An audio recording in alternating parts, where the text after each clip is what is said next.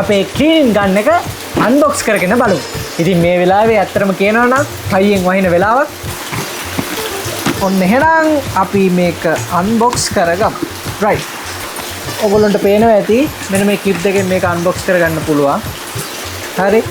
එතකොට ඔයගොල්ලන්ට මුලින්ම හම්බෙන්නේ මෙන්න මේ වගේ යූසර් මැනුවල් එකකුත් එක්ක වොරන්ටි කාඩ් එකක් හම්බ වෙනවා. මේක නැති කරගන්න එපා. ඔයගොල්ලන්ට ඊළඟට හම්බ වෙනවා මෙන්න මේ වගේ හොඳ හයිය ෆ්ලෙක්සිබල් මීටර් 5ක් දිග කේබල් එකක්. ඊළඟට මෙන්න මේ වගේ සුදු පාට බොටල් එක.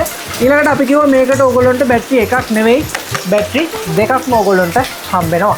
බලන්න මේ වගේ පැක් එකක් ඔයගොල්ලන්ට හම්බ වෙනවා. මේකේ ඇත්තටම කියනවා වතුර ෆිල්ටර් එක හම්බ වෙනවා. ඊට පස්සේ පොඩි ගන් එකට සෙට් කරන කෑලි හම්බ වෙනවා. ඒ වගේම නොසල්ස් ටික ගැජමෙන්ට්ස් ටික මේකෙන් හම්බ වෙනවා. ඊළඟට ඔයගොල්ලන්ට charge එකක් හම්බ වෙනවා. මෙන්න මේ බැටරිය charge කරගන්න. මේක charge කරගන්න මෙන්න මෙතන සිදුරක් තියෙනවා. ඔයගොල්ලන්ට මේක plug කරගන්න පුළුවන් මෙතනට.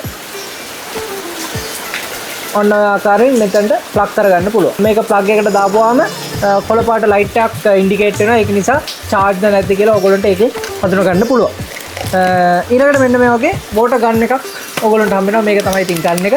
ඉස්සෙල්ලම තියෙන්නේ ඔයගොල්ලන්ට එක පැත්තකට මෙන්න මේ filter එක set කරගන්න. මෙන්න මේක ඔයගොල්ලෝ අනික් කෙලවරට මේක සෙට් කරගන්න. water gun එකේ මෙන්න මේ පැත්තට මේ කෑල්ල සෙට් කරගන්න තියෙන්නේ. ඒකෙදි මෙන්න මේ තැබිලි පාට කෑල්ල ඔයගොල්ලෝ පස්සට කරගන්න. පස්සට කරගෙන ඔයගොල්ලන්ට මේක පාස්වෙන් සෙට් කරගන්න පුළුවන්. right. මෙන්න මේ ගැජමැටික් එක මේ පැත්තට පහසුවෙන් සෙට් කරගන්න පුළුවන්. ඊට පස්සේ කරකගෙන තද කරගන්න. බැටරිය charge කරගෙන තියාගන්න. charge කරගෙන මෙතන පොඩි පීලි දෙකක් ඕගොල්ලන්ට පේනවා. ඒකට ඕගොල්ලන්ට පීලි දෙකට යන ගානට බැලන්ස් වෙන්න බැටරිය දාගන්න. මෙන්න මේ රතු පාට මෙතන බටන් එකක් තියෙනවා. ඒක පොඩ්ඩක් ප්‍රෙස් කරලා ඇතුළට පොඩ්ඩක් අද ගන්න. එතකොට ලොක් වෙනවා. හරි.